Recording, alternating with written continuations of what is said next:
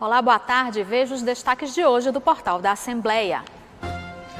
Ventos fortes causam susto e prejuízos em São Luís. Veja o que foi debatido na sessão plenária desta terça-feira. Saiba o que é mandato coletivo e como ele será aplicado nas decisões parlamentares municipais. E mais, especialistas alertam: o uso excessivo de equipamentos eletrônicos pode limitar o desenvolvimento das crianças. É agora no portal da Assembleia.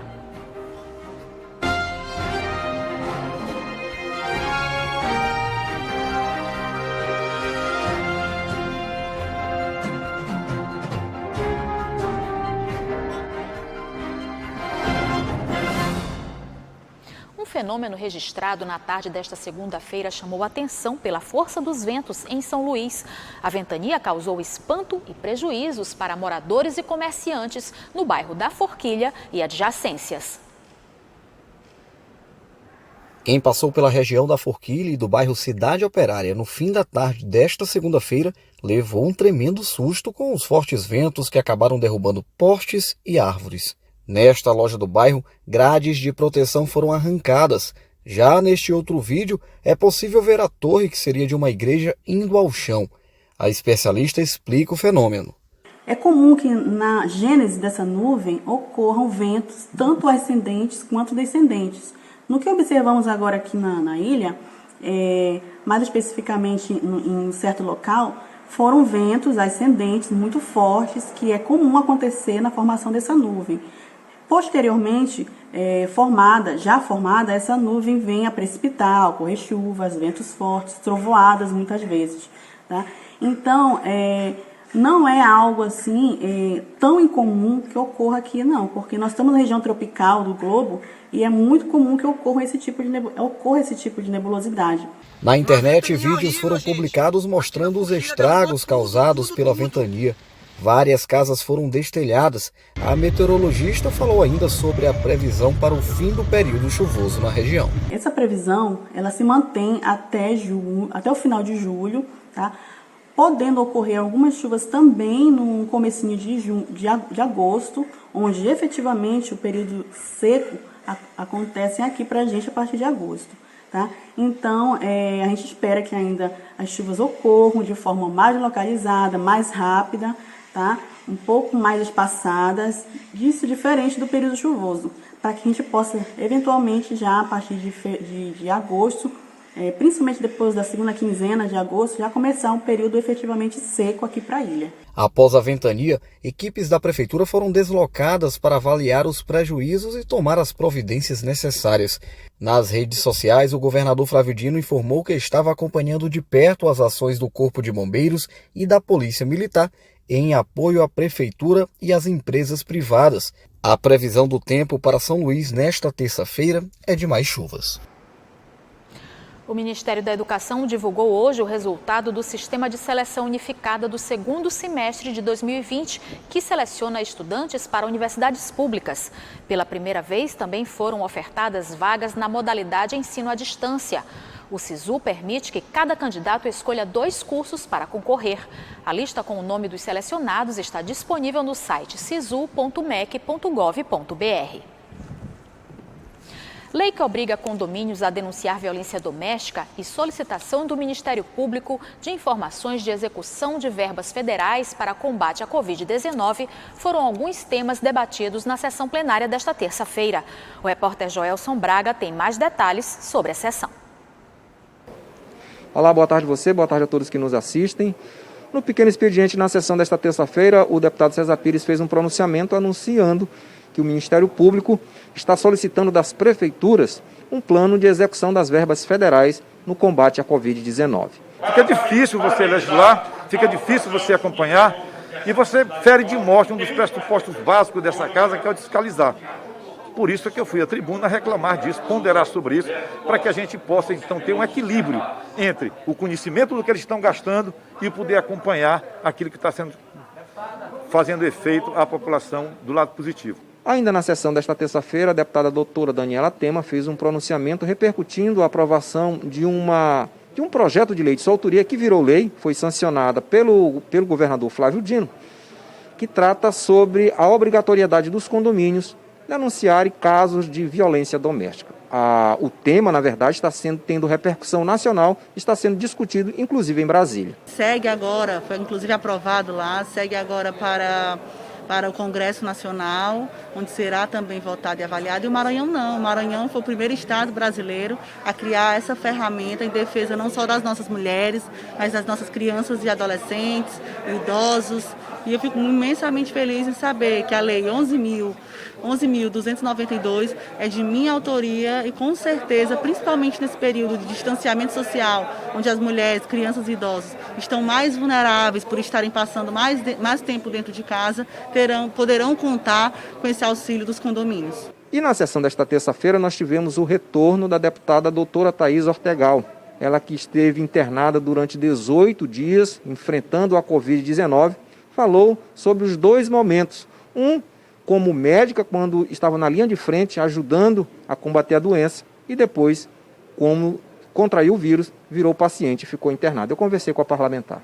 Até que se prove, por estudos, que eu não transmito mais e que eu também não posso pegar mais, a gente continuar a higienizar as mãos, a gente continuar o uso da máscara, continuar respeitando o isolamento social, o distanciamento social. Acho que esses são os métodos básicos. Foi onde os países de primeiro mundo conseguiram realmente zerar totalmente os casos de Covid.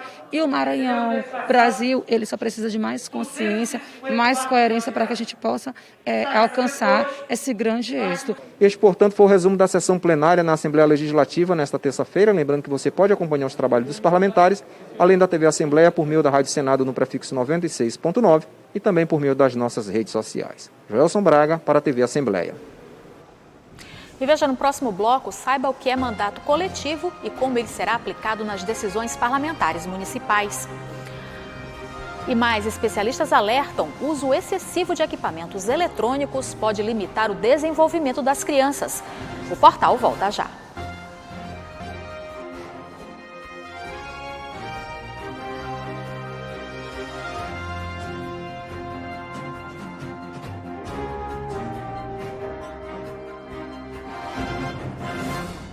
O mandato coletivo ou compartilhado é uma das novidades das eleições municipais deste ano. Esse modelo de mandato permite que haja mais participação da sociedade nas decisões do poder público. As eleições municipais de 2020 vão ter uma novidade além da alteração dos dias da votação, que antes era realizada no mês de outubro e agora vai ser no mês de novembro, por causa da pandemia do novo coronavírus. A novidade é o mandato coletivo ou compartilhado, que vai permitir a participação de pessoas voluntárias, definindo as deliberações nas decisões parlamentares municipais. A legislação eleitoral, a administrativa, os atos são individualizados. E a ideia do mandato compartilhado, do mandato coletivo, ela vem justamente a querer mudar isso. Já existe, inclusive, uma proposta de emenda constitucional em tramitação, onde se vislumbra a possibilidade de que os mandatos possam ser compartilhados. Não haveria só um detentor, um titular do mandato. Esse modelo abre espaço para ações e posicionamentos de forma mais abrangente, diminuindo demandas particulares, garantindo mais espaço para as discussões que priorizem as necessidades da população. Nessa modalidade, a missão de cada um é ser um canal direto de intervenção da sociedade e do poder público para as melhorias sociais. Apenas um candidato estará registrado na Justiça Eleitoral e será eleito, mesmo que o mandato seja exercido em conjunto. Não haveria só um detentor, um titular do mandato. Como a legislação hoje não permite isso, o que tem havido são entendimentos entre algumas pessoas que se candidatam e que, na verdade, é apenas o nome de uma, mas muitas das vezes são diversas pessoas que estão envolvidas com aquele projeto e claro, isso não tem respaldo jurídico legal, mas há um compromisso político daquelas pessoas de que o mandato será exercido de forma coletiva. Embora a legislação exija a indicação de um deles para que possa o seu nome constar e registrar e responder legalmente pelo mandato, esse mandato ele é partilhado entre várias pessoas, né? Dependendo do grupo de pessoas, pode variar de local para local. O Tribunal Superior Eleitoral anunciou um acordo para que a Fundação Oswaldo Cruz e os hospitais Sírio-Libanês e Albert Einstein participem da elaboração de um protocolo de segurança para a realização das eleições municipais, tendo em vista a pandemia causada pela Covid-19. As instituições devem avaliar todos os riscos de contágio e a saúde pública durante a votação e desenvolver os protocolos sanitários e ambientais para a realização da votação no cenário da pandemia. Lembrando que as eleições municipais 2020 foram adiadas para os dias 15 e 29 de novembro. E nesse período de pandemia e de consequente isolamento social, os pais tiveram que usar a criatividade na hora de oferecer diversão aos filhos. Porém, o tempo dedicado aos jogos em equipamentos eletrônicos aumentou em muitos lares. Mas os especialistas alertam que o uso excessivo de tablets e celulares, por exemplo, pode limitar o desenvolvimento das crianças. Arthur tem 6 anos e, como a maioria das crianças, não desgruda do aparelho eletrônico. Uma preocupação que já rendeu algumas regrinhas. O papai não me deixa jogar jogo que tem sangue e palavrão. Neste momento da tão falada pandemia, é preciso ficar ainda mais atento, já que as crianças estão cada vez mais próximas do mundo virtual. Essa é uma das preocupações do pai de Arthur. Estamos vivendo um momento difícil. As nossas crianças estão sentindo falta do convívio social. E o isolamento social, muito mais do que uma norma, é uma necessidade. E isso acaba fazendo com que eles procurem suprir a falta que tem dos amiguinhos da escola, dos primos, dos parentes, fazendo com que eles passem muito mais tempo nos eletrônicos, celular, computador, tablet, o que acaba sendo um problema para nós pais, porque precisamos disciplinar o tempo de uso, o conteúdo daquilo que eles estão assistindo, se o vocabulário é adequado, se o conteúdo é para a idade deles. Uma pesquisa realizada pelo Departamento de Psiquiatria da Escola Paulista de Medicina aponta que mais de 55% das crianças avaliadas faziam as refeições assistindo televisão e 28% passavam longos períodos utilizando mídias de tela como computador, tablets, celular, TV ou videogames, por exemplo. Além disso, o uso excessivo desse tipo de mídia, segundo o levantamento, aumentou o risco de as crianças apresentarem baixas habilidades motoras, acentuou a inatividade física e diminuiu as horas de sono. O levantamento estudou 900 crianças em idade pré-escolar, entre 4 e 6 anos de vida. Para essa especialista, o hábito de utilizar em excesso os equipamentos eletrônicos pode limitar o desenvolvimento das crianças. A infância e a adolescência são fases extremamente importantes para desenvolvermos habilidades sociais, habilidades cognitivas, habilidades motoras. E quando não fazemos isso nessa fase, por de repente estarmos muito tempo assistindo televisão, jogando videogame, ou apenas no celular, vendo rede social, ou interagindo com as pessoas apenas de maneira digital e não presencial, inevitavelmente nós diminuímos a nossa capacidade de habilidade social, diminuímos a capacidade de nos percebermos como um indivíduo e de perceber, inclusive, como o outro se expressa, o que significa aquela emoção, e muitas vezes até não desenvolvemos a habilidade de socialização verbal. A psicoterapeuta destacou ainda a importância do convívio social para a formação psicológica das crianças.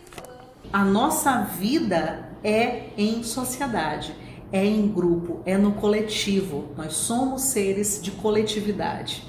E aí quando a gente pensa, por exemplo, na capacidade de concentração, quando a gente pensa no sono, na qualidade de vida, tudo isso fica afetado quando a pessoa está muito ligada a esses conteúdos de rede social, de internet, de computador. Por quê? O que acontece com o nosso cérebro quando a gente passa muito tempo no celular? Ele se acostuma com aqueles conteúdos de hiperatividade de informação. O mundo real, como vocês estão vendo aqui em volta de mim, ele é parado. E o Portal da Assembleia fica por aqui. Para rever as reportagens de hoje, acesse o site al.ma.leg.br/tv. Uma ótima tarde para você. Até amanhã.